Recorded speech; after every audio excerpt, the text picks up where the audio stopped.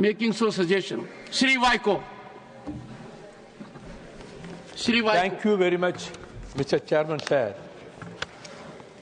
For the past 40 years, 843 fishermen have been attacked and killed by the Sri Lankan Navy. On January 25th, within 45 days, on January 25th, 34 fishermen in 3 fishing boats from Rameswaram were arrested by the Sri Lankan Navy on charges of fishing across the border and were imprisoned in Jaffna. They were produced before the Kilinochchi court and fined lakhs of rupees.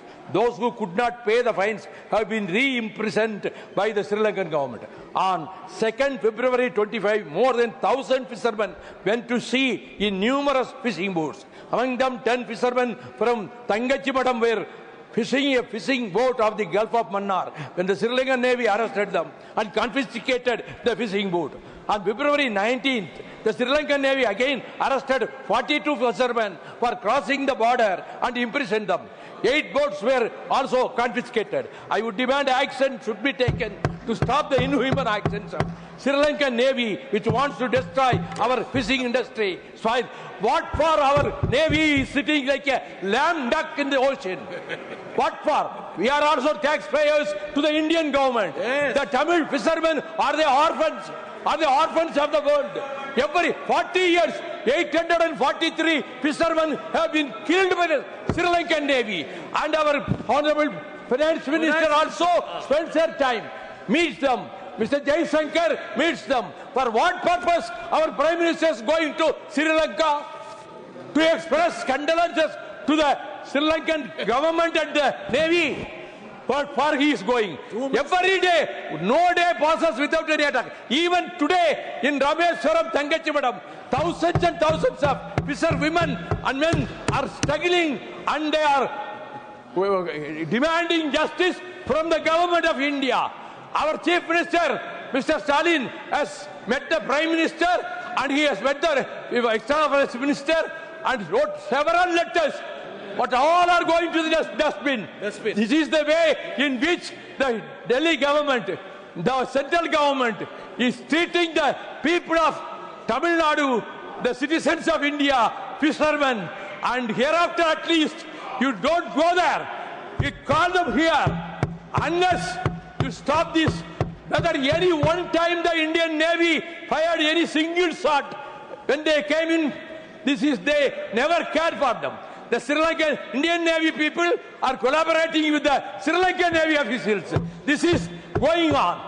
Therefore, in whole of Tamil Nadu, we feel we have become totally orphaned by the treatment of the Indian government. I am so thankful you did. Thank you, Mr. Vaiko. Madam, please. Senior member Vaiko speaks a lot with emotion, and we are sympathetic and we understand his concern. But just that one line, which I think he said with anger, should be reconsidered. It's not right. Indian Navy collaborates with the Sri Lankan Navy to harass our fishermen. Please. We will make all efforts. In fact, I'll take this opportunity to remind this August House that in 2014, this is a response to 0 hour. Whichever member said that, I would submit to you.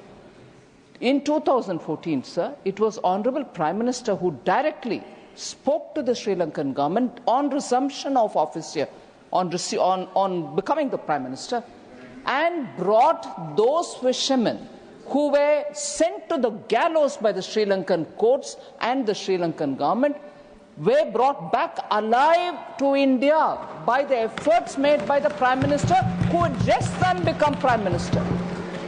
And therefore, let it be sure here that there is no effort left out without trying to help our fishermen. Every time there is a crisis, the Foreign Affairs, External Affairs Minister and the Prime Minister himself, I fully recognize the concern of Vaiko, but on this one line, I would seek the chairs, to remove that line. That's not done. Yes, it will be.